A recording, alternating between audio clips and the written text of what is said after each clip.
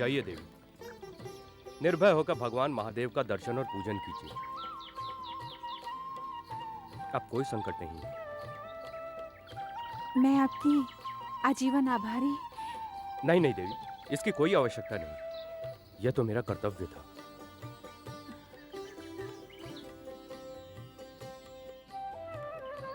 भैया ने सत्य कहा था, शिव के पास जाओ, वो या तो स्वयं सहायता करेंगे या किसी को भेज देंगे। आपने कुछ कहा? जी नहीं, मैं पूछ रही थी आप कौन हैं? देवी, मैं एक अनिकेत ब्राह्मण हूँ। संपूर्ण आर्यावर्त के भ्रमण पर निकला हुआ था। सारे धाम देख लिए, सोचा द्वारका भी देख लूं और द्वारकाधीश श्री कृष्ण के दर्शन भी कर लूं। इसीलिए यहाँ चला आया। भैया आपसे मिलकर बहुत प्रसन्न होंगे। भैया? कौन भैया? आपने जिनका नाम लिया। श्री कृष्ण? जी, वो ही मेरे भैया हैं। आप? अब मेरा नाम सुभद्रा है, और जब मैं भैया को ये बताऊंगी कि आपने किस प्रकार अपने प्राणों पर खेलकर मेरी रक्षा की, तो वो आपसे बहुत प्रसन्न होंगे। मेरे भैया मुझसे बहुत प्यार करते हैं। आप मेरे साथ राजभवन चलेंगे? चलेंगे ना आप? जी, क्या कहा आपने? मैंने पूछा, आप मेरे साथ राजभवन चलेंगे? भैया से मिलने। अवश्य देवी, अवश्य चलूंगा। मैं तो द्वारका आया ही था श्री कृष्ण के दर्शन करने के लिए। सोच रहा था उन तक कैसे पहुंचा जाए। आपने तो मेरी समस्या का समाधान कर दिया।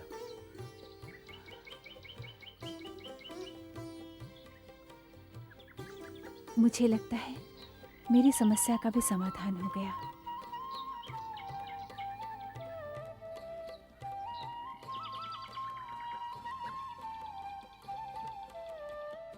सच कह रही हूँ भाभी, ऐसा तेजस्वी और वीर पुरुष मैंने अब तक नहीं देखा। मेरी पुकार सुनते ही उसने ऐसा दिव्य बाण चलाया कि जो जहाँ था वहीं पर रुक गया। फिर मंदिर से बाहर आया और दुष्टों पर सिंह के समान टूट पड़ा। पर मैं तो भयभीत हो गई कि एक अकेला मनुष्य भला उनका क्या सामना करेगा। पर देखते ही देखते उसने सबको मार भगाया। मेरी तो भगवान से बस यही प्रार्थना है कि बस भी करो सुभद्रा। ये बताओ, तुम्हें कुछ क्षति तो नहीं पहुंची? मुझे कुछ नहीं हुआ भैया, और होता भी कैसे?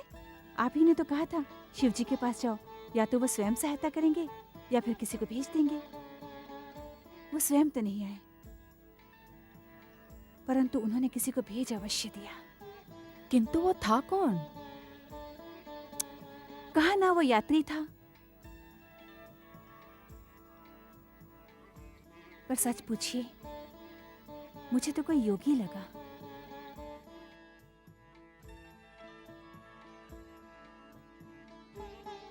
योगी हो या यात्री, उसका कोई नाम तो अवश्य होगा सुभद्रा।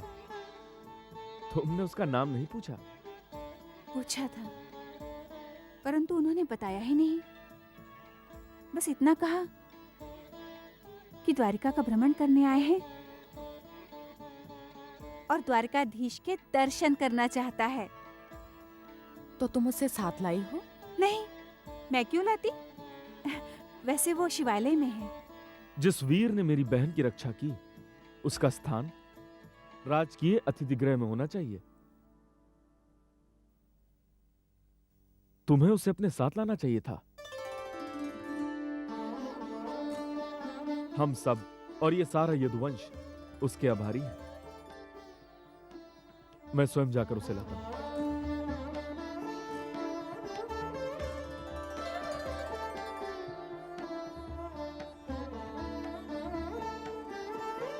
एक बात पूछो सुभद्रा, क्या?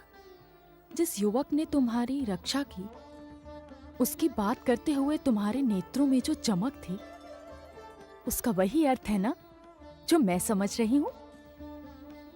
मुझे नहीं पता। तो फिर किसे पता है? शिव शंभू को, जिनसे तुम वर मांगने गई थी? उन्हें ही पता होगा। उन्होंने ही उसे मेरी सहायता के लिए भेजा होगा। कहीं ऐसा तो नहीं कि तू शिव शंभू के चरणों में पुष्प रखने गई थी और उस युवक के चरणों में अपना मन रखकर चली आई? भाभी, मेरी आंखों में देख। हाँ, अब बता, तेरे इस सुंदर मुख पर उभरते लज्जा के भाव बता रहे हैं कि अवश्य कोई गंभीर बात है। कहीं तू किसी के लिए कोई समस्या तो नहीं खड़ी करने जा रही है?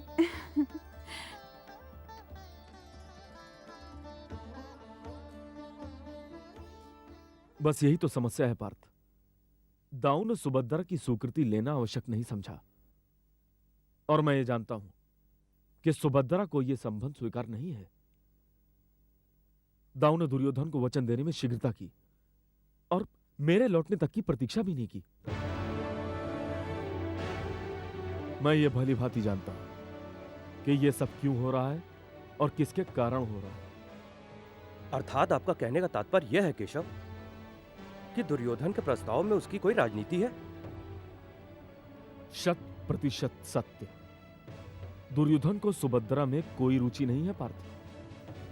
तो फिर वो सुभद्रा से विवाह करना क्यों चाहता है?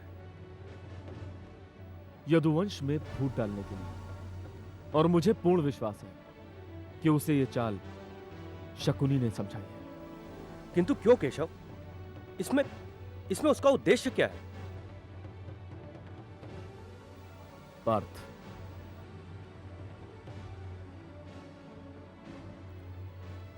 वे ये भली भांति जानते हैं कि तुम मेरे कितने निकट हो और मुझे कितने प्रिय हो। और वे ये भी जानते हैं कि यदि यदुवंश और पांडु वंश की शक्ति एक हो गई तो ये शक्ति संसार की महानतम शक्ति बन जाएगी। पार्थ, वे मेरी शक्ति कम करना चाहते हैं। आपकी शक्ति को कम करना चाहते हैं? इसका तो यह अर्थ हुआ केशव कि ना तो वो आपको जानते हैं और ना ही आपकी शक्ति को पहचानते हैं। वे आपकी शक्ति को कम नहीं कर सकते केशव। कर नहीं सकते, करना तो चाहते हैं। पार्थ, शकुनी ने बहुत सोच समझकर योजना बनाई। उसने दाऊ और दुर्योधन की निकटता का लाभ उठाते हुए यह पासा फेंका है और दाऊ उसके जाल में फंस चुके हैं। अर्थात दुर्योधन ने दाऊ से सुभद्रा का हाथ लेने का वचन प्राप्त कर लिया है। और अब शकुनी की योजना यह है कि यदि सुभद्रा का विवाह दुर्योधन से हो गया तो दाऊ के कारण यदुवंश की आदि शक्ति दुर्योधन को प्राप्त हो जाएगी और सुभद्रा के भविष्य के कारण मेरी सीमाएं भी बन जाएंगी।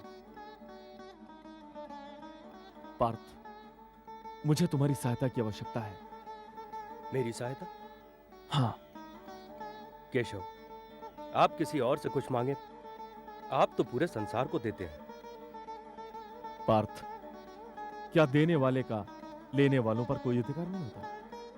होता है केशव, परंतु उसे मांगने की आवश्यकता नहीं है। उसे तो केवल संकेत देने की आवश्यकता है, और लेने वाला अपने प्राण भी दे सकता है। आप आज्ञा दीजिए।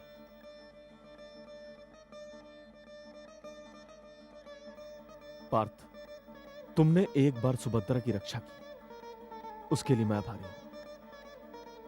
तुम्हें एक बार फिर उसकी रक्षा करनी पड़ेगी, और इस बार दुर्योधन से। केशव, आप चाहते हैं कि मैं दाऊ के पास जाकर सुभद्रा का हाथ मांगूं, या फिर उनको उनका निर्णय बदलने पर विवश करूं? नहीं पार्थ, वे कभी नहीं मानेंगे। तो फिर? पार्थ, मेरे पास एक उपाय है। वो क्या केशव? पार्थ, तुमने एक बार सुभद्रा को उसका अपहरण होने से बचाया था, परंतु इस बार तुम स्वयं उसका अपहरण करोगे। ये आप क्या कह रहे हैं केशव? मैं सुभद्रा का अपहरण करूं? भला ये कैसे संभव है? यह संभव नहीं, अनिवार्य है पार्थ। यदि सुभद्रा के भविष्य को बचाना है, यदि यदुवंश में फूट डालने वाले जाल को विफल करना है, तो तुम्हें यह करना पड़ेगा। केशव, यदि मैंने सुभद्रा का अपहरण किया तो दाऊ मेरे शत्रु हो जाएंगे। नहीं पार्थ, यह अपहरण नहीं होगा, क्योंकि इस अपहरण में सुभद्रा की इच्छा सम्मिलित होगी, और तुम वहां अपनी पहचान प्रकट किए बिना उसके अपहरण की घोषणा करोगे। किंतु इससे लाभ क्या होगा केशव? उससे यह लाभ होगा कि दाऊ दुर्योधन के समक्ष लज्जित होने से बच जाएंगे। वे उससे कह सकेंगे कि मैं तो तुम्हारा विवाह सुभद्रा से करना चाहता था, किंतु उसका तो अपहरण हो गया। और जब दुर्योधन को पता चलेगा कि सुभद्रा का अपहरण हो गया, तो वो अपने आप पीछे हट जाएगा। किंतु केशव, यदि दाऊ को यह सब पता चल गया तो?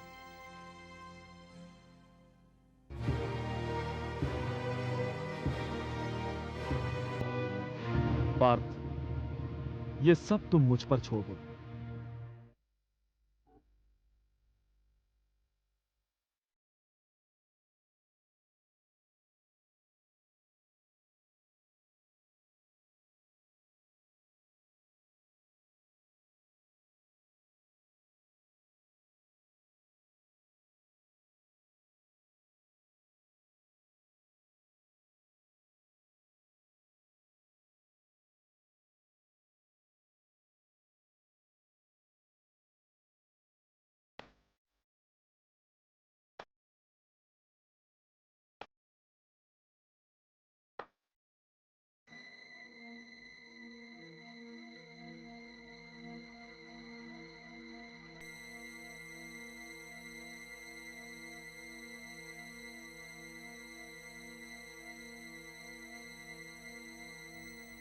ये तुम ठीक नहीं कर रहे हो पुत्र। पुत्र, हम चाहते हैं कि इस विषय में तुम एक बार पुनः सोच लो। क्या सोच लूं पिताश्री, क्या सोच लूं? कन्हैया जब भी कोई बात कहता है तो आप सब चुपचाप उसकी बात को मान लेते हैं, और यदि मैं कोई कार्य करता हूं या कोई बात कहता हूं तो आप मुझसे 100 बार सोचने का आग्रह करते हैं। क्यों? नहीं पुत्र, तुम दाऊ, आपसे गिनने में भूल हो गई है। पिताश्री ने आपसे 100 बार नहीं, केवल एक बार सोचने को कहा है। हाँ हाँ, अर्थ तो वही होता है कन्हैया। तुमसे कोई नहीं कहता कि कोई कार्य करने से पहले या कोई बात कहने से पहले सोच लो। कदाचित उन्हें विश्वास होता है कि मैं कोई भी कार्य करने या कहने से पहले 100 बार सोच लेता हूं। कन्हैया, क्या कहना चाहते हो तुम? कि मैं बिना सोचे बोलता हूं? मैं मूर्ख हूं, निर्बुद्धि हूं? क्या कहना चाहते हो तुम? पिताश्री, क्या सुभद्रा का विवाह दुर्योधन से करने का मेरा निर्णय अनुचित है? नहीं दाऊ, भला किसी में इतना साहस कहां? कि आपके निर्णय को अनुचित कहे, परंतु प्रश्न दुर्योधन का है दाऊ। तो फिर क्या दोष है दुर्योधन में? क्या दोष है? वीर है, पराक्रमी है। पिताश्री, हस्तिनापुर का वो युवराज है। एक त्रुटि बता दो दुर्योधन की। दाऊ, ये तो बड़ा ही कठिन कार्य आपने सौंप दिया मुझे। क्या? दुर्योधन की एक त्रुटि बताना। नहीं दाऊ, मैं तो हार मानता हूं। तुम मुझसे खिन रखते हो क्योंकि वो मेरा प्रिय शिष्य है कन्हैया। हाँ, वही तो मैं कह रहा हूं कि आप उससे प्रसन्न रहते हैं क्योंकि वो आपका प्रिय शिष्य है दाऊ। वैसे मैं एक बात कहूंगा कि आपने सुभद्रा के शगुन के लिए बहुत ही भव्य सामग्री एकत्रित की है। भाग्यशाली होगा वो जिसे ये सामग्री प्राप्त होगी दाऊ। सुभद्रा है कहाँ? मैं यहाँ हूँ।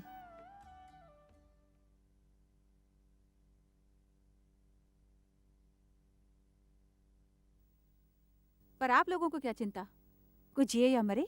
ऐसा क्यों कह रही हो? देखो मैंने तुम्हारे लिए क्या प्रबंध किए हैं। आपने मेरी सुधि ली? पता किया कि मुझ पर क्या बीती? क्या हुआ? क्या बीत रही है तुम पर?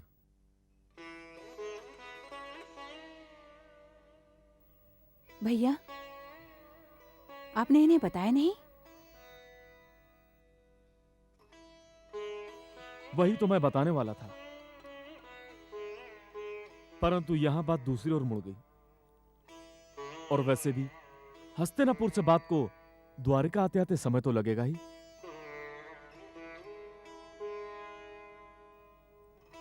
मैं चाहता हूं तुम्हारे साथ जो बीती है वो तुम इन्हें स्वयं बता दो।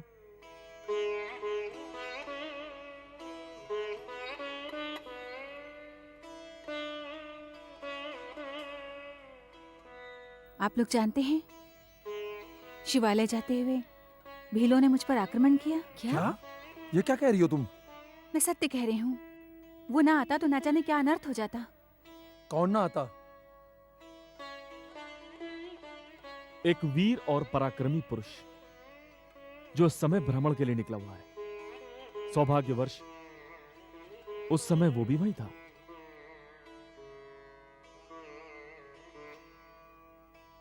उसी ने हमारी बहन की रक्षा की है दाऊ। तुम्हें कुछ हुआ तो नहीं पुत्री? उस यात्री के कारण मुझे कोई क्षति नहीं पहुंची।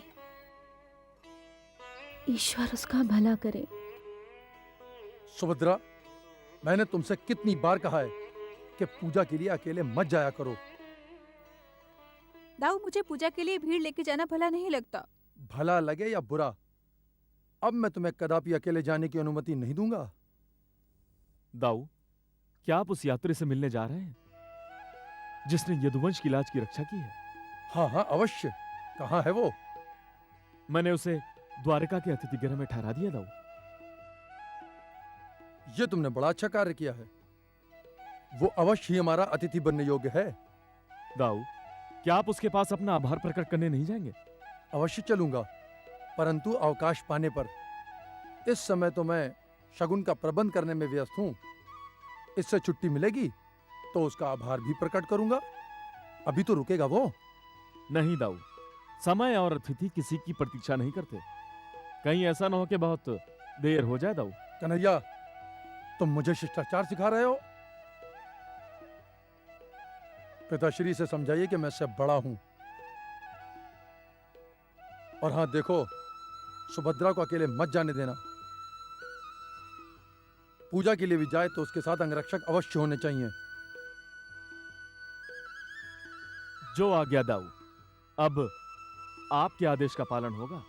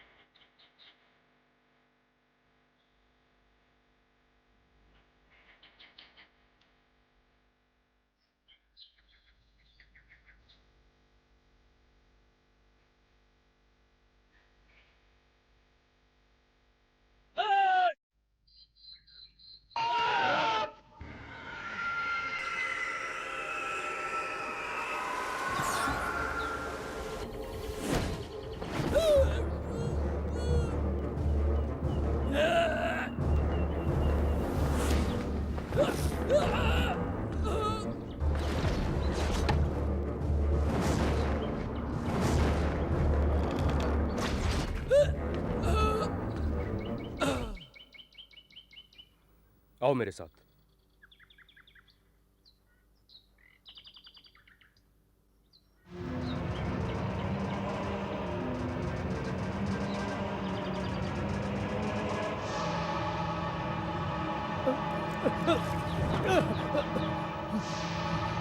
जाओ कह देना अपने महाराज से कि राजकुमारी सुभद्रा का अपहरण हो चुका है।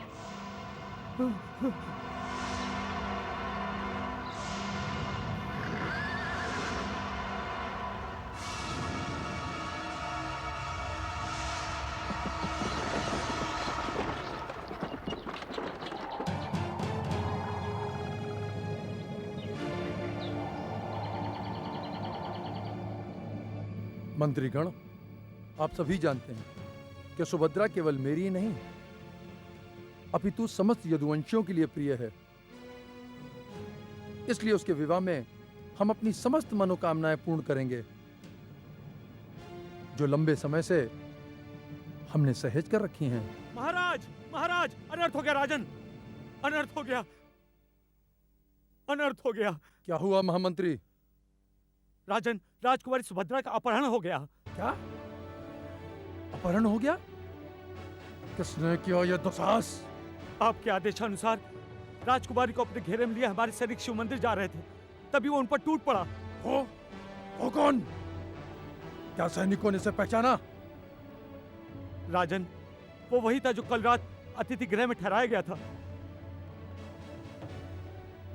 क्या कन्हैया का तिथि? हाँ राजन।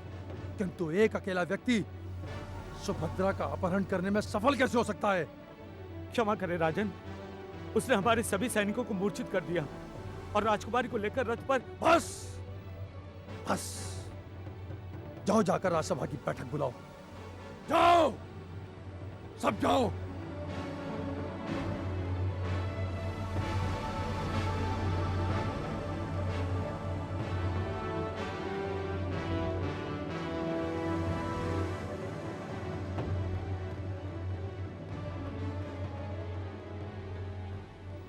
उपस्थित मित्रों, आज द्वारका पर एक संकट आया है।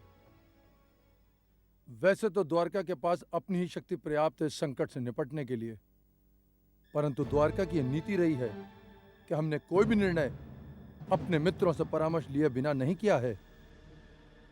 हमें इस संकट से अवगत कराएं हलदर, और बताएं कि हमें क्या करना होगा। वीर सार्थकी, द्वारका में एक अप्रिय घटना घटी है। हमारी प्रिय बहन राजकुमारी सुभद्रा का मंदिर जाते समय अपहरण कर लिया गया। अपहरण? अपहरण? अपहरण? ये दुस्साहस किया किसने? क्या अपहरणकर्ता पहचाना गया? हाँ, ये वही था जिसे कन्हैया ने राजकीय अतिथि गृह में ठहराया था।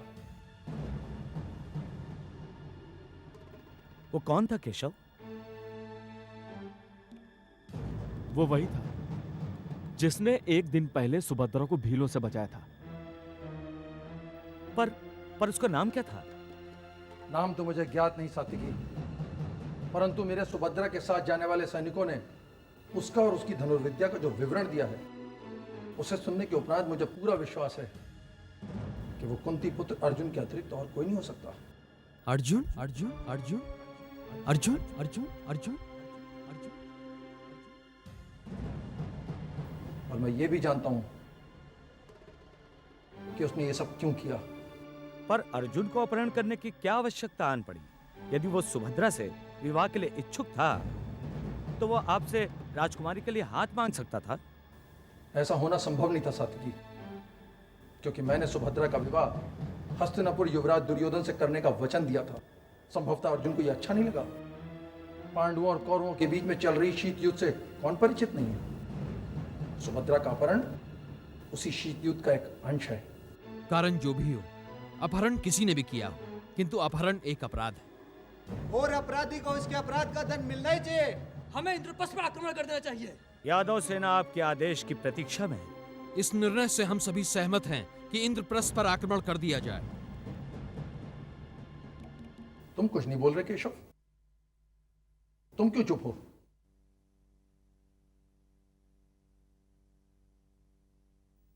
दाऊ, आपने मुझसे कुछ बोलने को कहा भी तो नहीं, और अब तक जो कुछ भी हुआ है वो स्वयं आपने किया है, और आगे भी यदि युद्ध का निर्णय होगा तो वो भी स्वयं आप ही करेंगे। इसका अर्थ यह है कि तुम इस निर्णय से सहमत नहीं हो? तुम नहीं चाहते कि अर्जुन को इस अपराध का दंड दिया जाए? दंड? परंतु किस अपराध का दंड दाऊ? उसने सुभद्रा का अपहरण किया है। उसने सुभद्रा को एक अपहरण से बचाया भी है। और दाऊ, लोग कहते हैं कि आप तो न्यायप्रिय हैं। यदि अर्जुन दंड का अधिकारी है तो अर्जुन पुरस्कार का भी अधिकारी है, और यह निर्णय भी स्वयं आपको ही लेना दाऊ कि जो भील सुभद्रा का अपहरण करना चाहते थे उनकी श्रेष्ठता और पांडवों की प्रतिष्ठा में कोई अंतर है या नहीं? तुम विषय परिवर्तित कर रहे हो कन्हैया। नहीं दाऊ, कदापि नहीं। और यदि आप मुझे आज्ञा दें तो मैं उन अंगरक्षकों से कुछ पूछना चाहता हूं जो उस समय राजकुमारी सुभद्रा के साथ वहां थे। पूछो, क्या पूछना चाहते हो?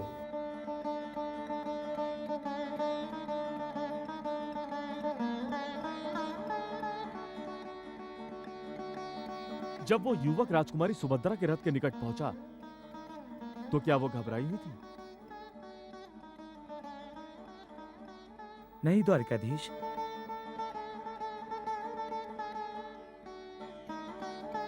क्या उन्होंने सहायता के लिए किसी को पुकारा, या वो रोई चिल्लाई? ऐसा कुछ भी नहीं हुआ द्वारकाधीश।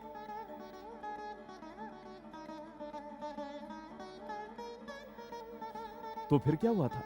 मुझे अब तक कुछ कहने का साहस ना हो रहा था, परंतु अब जब कह रहे हैं तो क्षमा करें द्वारकाधीश। मुझे ऐसा प्रतीत नहीं हो रहा था जैसे राजकुमारी को तनिक भी घबराहट, भय या चिंता का आभास हो।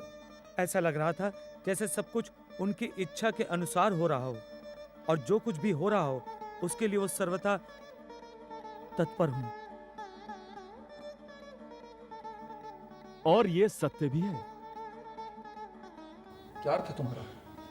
दाऊ, आप ये जानते हैं कि जो कुछ भी हो रहा था उसमें सुभद्रा की इच्छा का समावेश नहीं था, किंतु जो कुछ भी हुआ उसमें सुभद्रा की इच्छा सम्मिलित थी। जब आपने सुभद्रा का हाथ दुर्योधन के हाथ में देने का निर्णय किया तो सुभद्रा आपके आदर्शवश चुप थी, किंतु प्रसन्न नहीं थी। इसलिए जब एक वीर, जो आपकी कथा अनुसार अर्जुन है, उसने जब सुभद्रा को भीलों से बचाया तो सुभद्रा ने उसे अपने लिए चुन लिया। और यदि यह सच है तो ना तो सुभद्रा अपराधी है और ना ही अर्जुन। यह केशव का कथन सर्वथा तर्कसंगत है।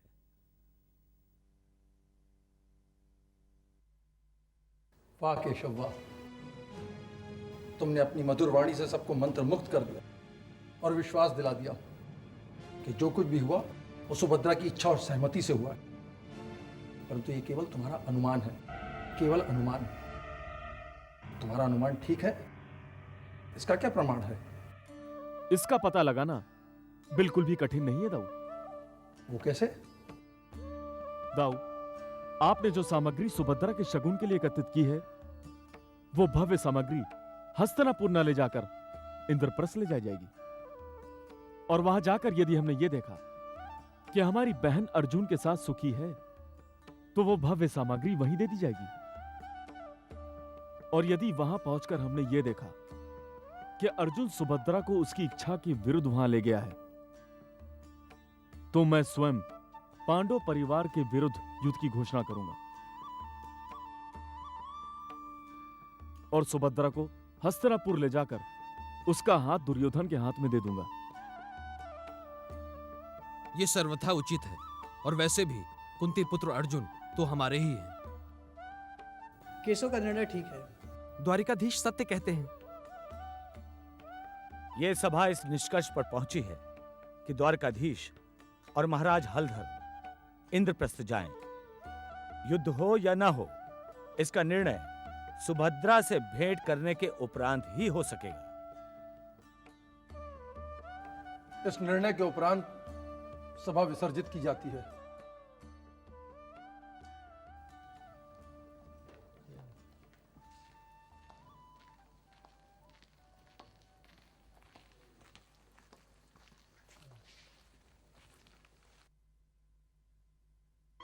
मैं जानता था कन्हैया, जब तुम बोलोगे तो सबके मुख बंद हो जाएंगे। देखा कैसे सभी हाँ में हाँ मिला रहे थे तुम्हारी। किंतु दाऊ, बोलने के लिए तो आप ही ने कहा था मुझसे। यही तो भूल हो गई मुझसे।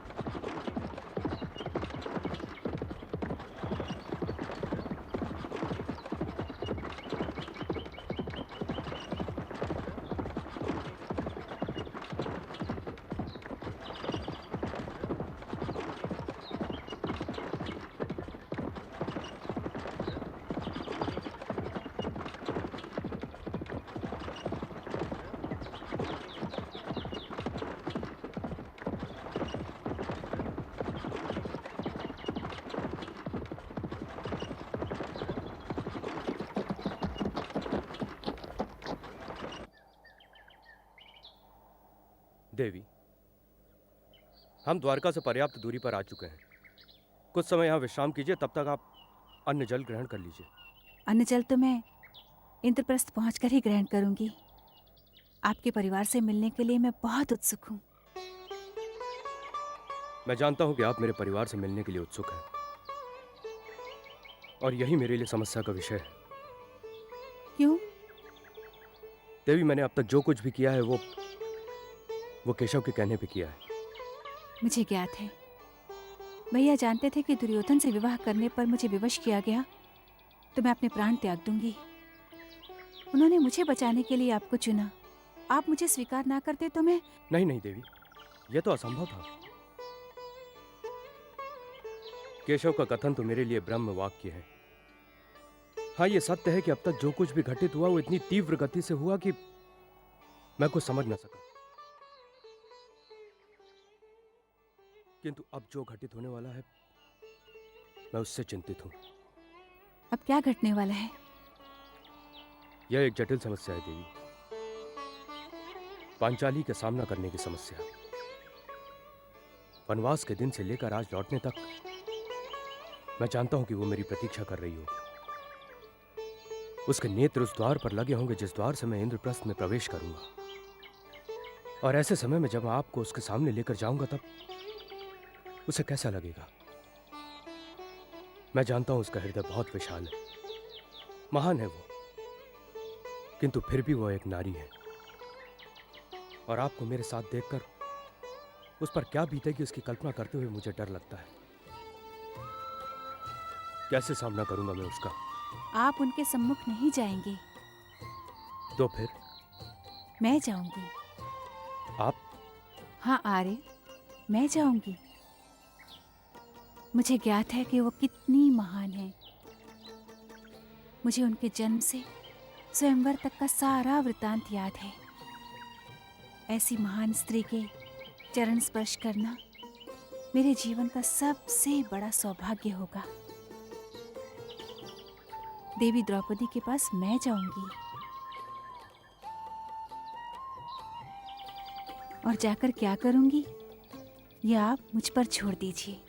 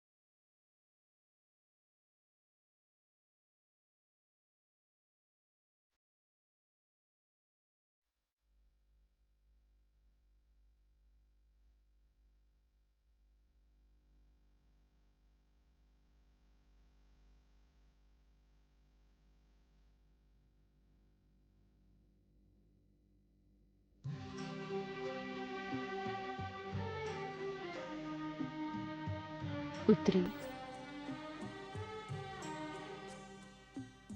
प्रणाम माताश्री।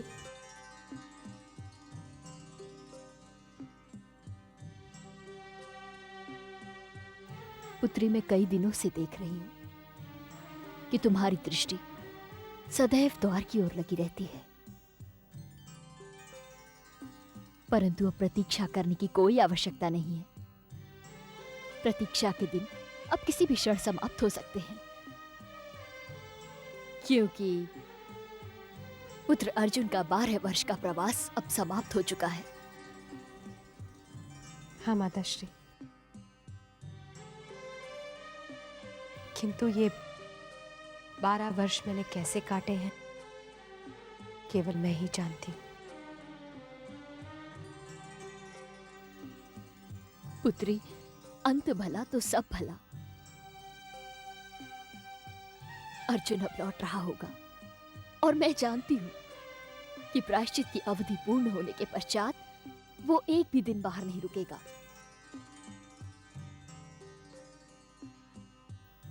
अब तुम विश्राम करो।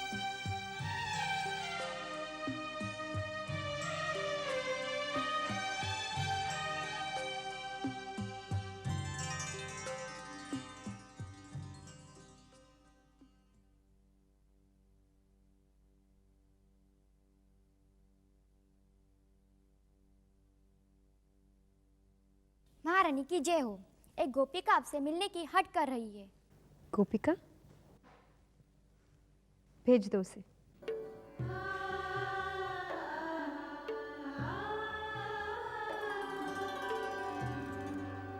कितनी आशा लेकर मुझसे मिलने आई होगी।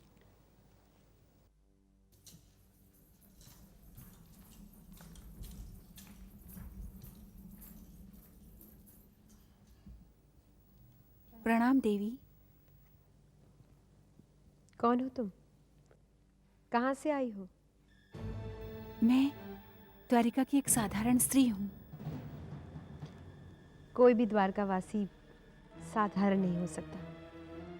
द्वारका में मेरे सखा कृष्ण रहते हैं। क्या चाहती हो? मैं आपका परामर्श चाहती हूँ देवी। मेरा परामर्श? किस विषय में? मेरे भ्राताश्री ने मेरा विवाह किसी से निश्चित कर दिया था। ये तो भाई का धर्म होता है कि जब उसकी बहन विवाह के योग्य हो जाए तो वो उसका विवाह एक भले पुरुष के साथ करा दे। परंतु मेरे भ्राताश्री ने जिसे विवाह का वचन दिया था वो कोई भला पुरुष नहीं था। उन्होंने मेरी इच्छा के विरुद्ध उससे मेरे विवाह का वचन दे दिया था। फिर तो ये अनुचित है। किसी की इच्छा बिना उसका विवाह करना सामाजिक अपराध है, अन्याय है। इस प्रस्ताव को अस्वीकार करने का तुम्हें पूर्ण अधिकार है। जाके अपने भ्राता से स्पष्ट कह दो कि तुम ऐसा नहीं करोगी, और यदि तुम नहीं कह पाओ मैं कह दूंगी। ये द्वारका की बात है तो मैं केशव से भी सहायता ले सकती हूँ। परंतु इसका समय नहीं रहा। क्यों? क्योंकि होनी ने इस बीच अपने कई रंग दिखा दिए हैं। मैं समझी नहीं। द्वारिका में मैं शिव मंदिर जा रही थी तो भीलों ने मुझे अपहरण करने का प्रयास किया। तो फिर एक वीर पुरुष ने उन भीलों से मेरी रक्षा की। और तुमने उसके चरणों पर अपना हृदय हार दिया। हाँ देवी। और मन ही मन में उसे अपना पति स्वीकार कर लिया। हाँ देवी। तो समस्या क्या है? जाके अपने भ्राता से कह दो कि तुम उसी पुरुष से विवाह करोगी जिसने तुम्हें अपहरण से बचाया, जिसने तुम्हारी मर्यादा की रक्षा की। तुम्हारे जीवन में उसी का स्थान है और इसमें ना तो कोई आपत्ति कर सकता है और ना ही मुझे कोई समस्या दिखाई देती है तुम्हारे लिए। समस्या मेरी नहीं है देवी।